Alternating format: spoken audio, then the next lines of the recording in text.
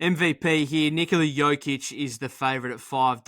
Giannis is at $6. Luka is at $7. Embiid is at $8. Tatum $8.50. KD and Steph $14. Booker is at $15. Shai Gilgeous-Alexander, the only other player under 20s, at $17. Thoughts from you?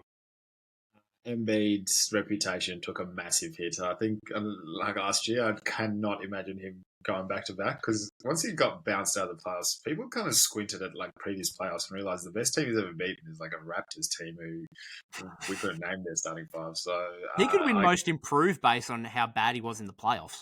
yeah, well, the base is on there. So yeah, they're going to be really stiff on him this year. I feel like he has one bad game. It's social media being the place you want to be. I've gone to, I guess, smoky if you want to call it there. I am so, I'm going to say, talk about OKC for this entire season. I see them having a potentially what the Kings did last year. Because there's always one team every year in each conference that just shoots to the top. Very fun, very exciting, and really banking on this Chet Giddy SGA trio.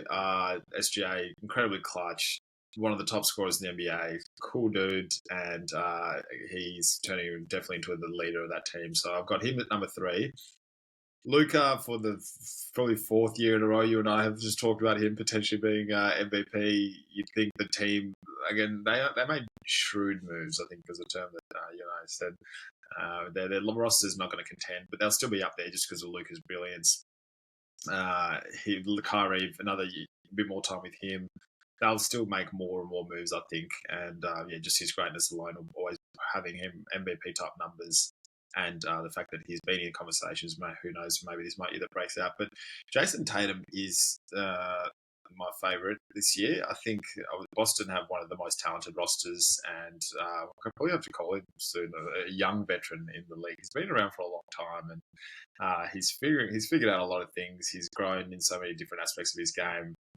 Jaylen Brown, we'll call it almost a prove-it year, and you feel like after a while they've had so many losses and so many falling short that this is the year. So they'll always be at the top of the standings. That's just how it is. And I think this is the year that Tatum takes it, if not Luka. Do you have an outside smoky that you just thought might be worth bringing up for MVP?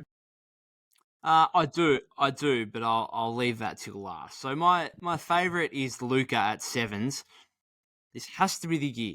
Is this now the 3rd year in a row? Well, I think the last 2 years he's entered as favourite or as one of the top 3 favourites, and this has to be the year, doesn't it? Sure. At $7, he looks really fit at the moment. He obviously continued playing through the offseason, playing for Slovenia, played really well in the World Cup. I mean, he had some poorer moments, I suppose, towards the end of their elimination. Had a couple of few run-ins with the referee. I'm still not sure I'm a huge fan of watching him play. Like some of the foul baiting stuff, especially when he played us. I'm not the biggest fan of him necessarily, but he is an incredibly talented player. Even with Kyrie there, he's still going to get the ball in his hands probably more than any other player in the league, arguably. I think there's certainly improvements in his game. I don't know if I spoke about it with you before or sometime on a different, on an earlier podcast about the defensive end of the floor. Like, could he just improve 10% defensively? And I think that could not only help his case for MVP, but more importantly, push the Mavericks up to a top 5 or 6 seed, which when we're talking about MVP, you've really got to be on at least the top 6 seed, maybe even a top 4 seed. And for me, the Mavericks are the team that are going to take the big lift here in the Western Conference from being 11 seed to, I think when we did our predictions, I had them 5th, I think. And it wouldn't surprise me if they're top 4. So if that's the case, Luke is obviously going to have to play incredibly well to get them to that point. And I think it is a realistic chance for them to be able to do that. And for him, with the way he's looking at the moment, fit, as I said, should be really motivated after a horrific season for the Mavericks last season. Him at $7 would be my favorite.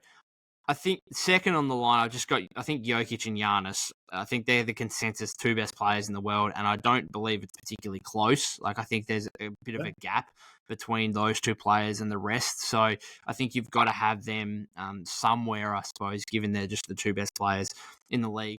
And then my smoky, which is, again, a little bit of a piss take, maybe along the lines of the Simmons ones. It's ironic because he's also $76 as Simmons was in the Sixth Man of the Year market. Kawhi Leonard. Wow. He can't rest. He cannot rest without the Clippers having to fork out money for fines now. He will not be allowed to. Is there any chance here that he plays 65 plus games? I just want to. Now, can we just talk about the Suns against the Clippers in the first round of the playoffs? So Kawhi played the first 2 games, right, and then got injured. You know, who would have thought he got injured? What a surprise. Shock. Yeah, what a shock. And I don't know why I'm even mentioning him in the MVP calculations right now because of that. He was a better player than Kevin Durant and Devin Booker in the first 2 games. Correct. He just was. And that Kawhi Leonard looked like one of the best players on the planet, again, like he did in 2019. Now, if you extrapolate that 2-game span out to an 82-game season, we have an MVP caliber player, ladies and gentlemen. We really do.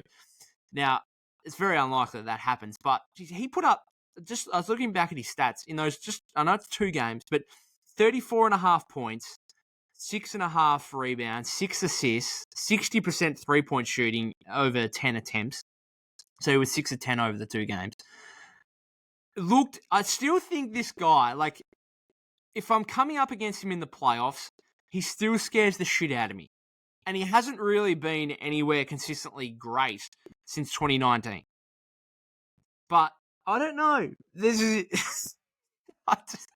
I don't know. There's got to be no faith in him playing more than 50 games, let alone 65 games. But as I said, he won't be actually allowed to. Like, he's not 35 yet. He's not exempt from the back-to-back things.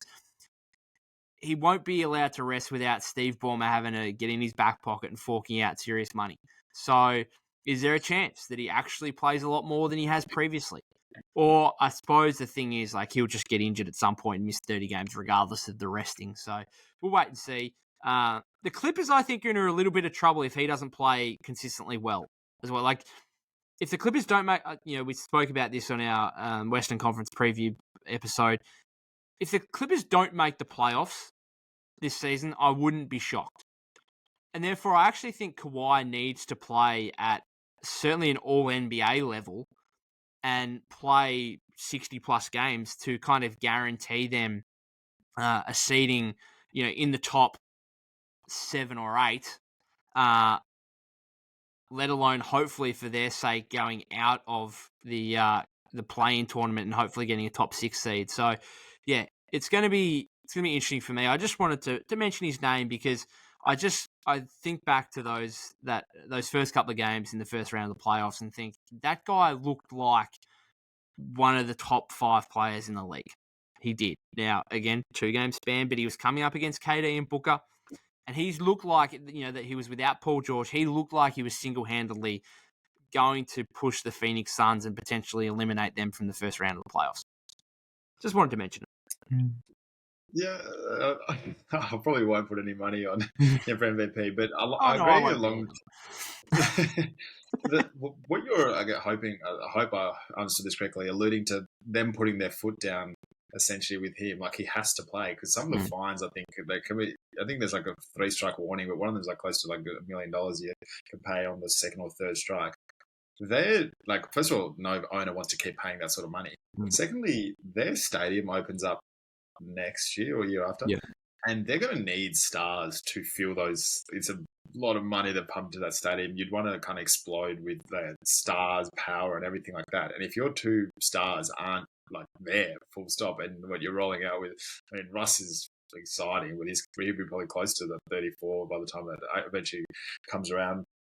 I mean, Terrence Mann is like that's all you're really rolling out there. That's not going to sell tickets at all. So I think they're going to put their foot down in some sort of format this year because as rich as Steve Ballmer is and the how deep his pockets go. He's a businessman at the end of the day. I don't think you have to be a billionaire or a businessman to know what sells and what doesn't. So